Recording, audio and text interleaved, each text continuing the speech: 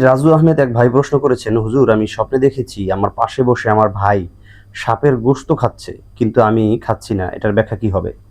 খুব গুরুত্বপূর্ণ একটি বিষয় ভাই। আমার পার্শ্ববর্তী কেউ সাপের গোশত খাচ্ছে, আর আমি সেখান থেকে এই ধরনের গোশত খাচ্ছি না, ভক্ষণ করছি না। তাহলে এটার ব্যাখ্যা আসলে কি হতে পারে? এটা কি আমার জন্য শুভ নাকি অশুভ? এটা কি আমার জন্য আগাম কোনো বিপদের বার্তা দিচ্ছে, নাকি কোনো সুখবর সুসংবাদ আসার লক্ষণ?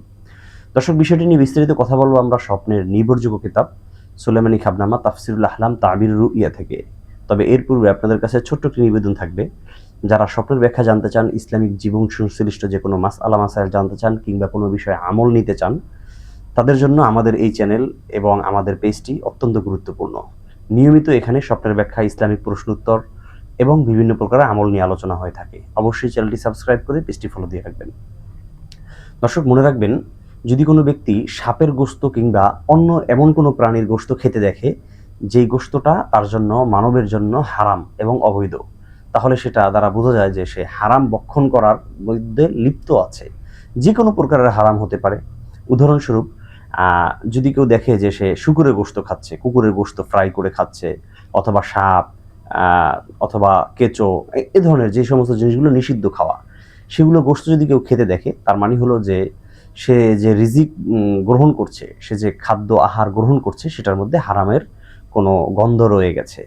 যেমন সে সুদের কোনো লেনদেন করে, সে ঘুষের কোনো লেনদেন করেছে, অবৈধভাবে কারো সম্পদ আত্মসাৎ করেছে, অথবা সে যেই পদ্ধতিতে টাকা পয়সা ইনকাম করতেছে, তার এই আর্নিং পদ্ধতিটা সঠিক নয়, এটা অবৈধ।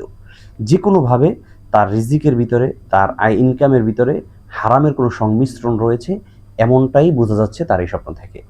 এবার আসি, রাজু আহমেদ ভাই যে প্রশ্নটা করেছেন, যে এই সাপের গোশতটা তিনি খাচ্ছেন না, তার একজন ভাই পাশে বসে খাচ্ছে।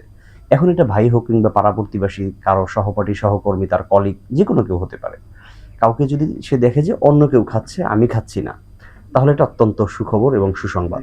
কারণ এখান থেকে বোঝা যায় যে এই যে হারামের সাথে সংমিশ্রণটা রয়েছে, সেই সংমিশ্রণটা আমার সাথে সম্পৃক্ত নয়, আমার পার্শ্ববর্তী কারোর সাথে সংশ্লিষ্ট। সুতরাং এখানে আমার জন্য ভয়ের, আতঙ্কের কোনো কিছুই নেই। এটা আমার জন্য সুসংবাদ যে আমি এরকম হারাম কোনো কাজে লিপ্ত নই, বরং আমার পার্শ্ববর্তী অন্য কেউ সে সুদ ঘুষের লেনদেন করে, অবৈধ পন্থায় টাকা ইনকাম করে, তার ইনকাম সোর্সটা হারাম, সেজন্য তাকে এই ধরনের স্বপ্ন দেখানো হয়েছে। এখন স্বপ্নটা আমাকে দেখানো কেন হয়েছে?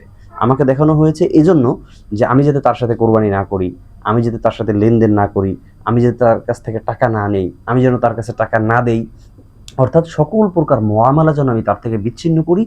এ বিষয়ে আমাকে সতর্ক করা হচ্ছে যে উনি কিন্তু হারাম ভক্ষণকারী, সে কিন্তু হারামের সাথে সম্পৃক্ত। এই জন্য তোমাকে সতর্ক করার জন্য আল্লাহ তাআলা তোমাকে এই ধরনের স্বপ্নটা দেখিয়েছেন। আশা করি আমি যথাসাধ্য চেষ্টা করেছি কোরআন এবং সুন্নাহর আলোকে এই বিষয়টাকে তুলে ধরতে। প্রিয় রাজু আহমদ ভাই খুব সুন্দরভাবে, আশা করি তিনি বুঝতে পেরেছেন তার উত্তরটা।